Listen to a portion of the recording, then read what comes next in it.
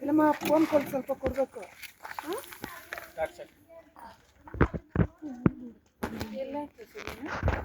ಹಿಂಗೆ ಮಾಡ್ಕೊಳ್ಳಿ, ಬೆಳಕು ಬಿಡಿ, ಯಾರನ್ನ ಬೆಳಕು ಬಿಡಿ.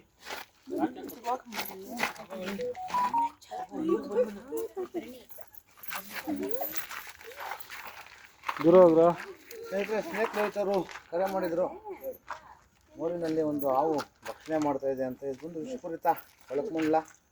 ಇವುಗಳಿಂದ ಮಾನವನ ಸಮಸ್ಯೆ ಮಾನವ ಬಂದು ಒಂದು 20 ಇವುಗಳು ಮುಖ್ಯವಾಗಿ ರೈತನ ಮಿತ್ರ. 40% ಬೆಳೆಯನ್ನು ರೈತನಿಗೆ ಅರಿವಿನದಾಗಿ ಯಾವ ಉಳಿಸ್ತಾ ಇದೆ. ದಯವಿಟ್ಟು ಅವುಗಳನ್ನು ಸಂರಕ್ಷಣೆ ಮಾಡಿ ಪರಿಸರದ ಸಂಪೂರ್ಣ ಕಾಪಾಡಿ.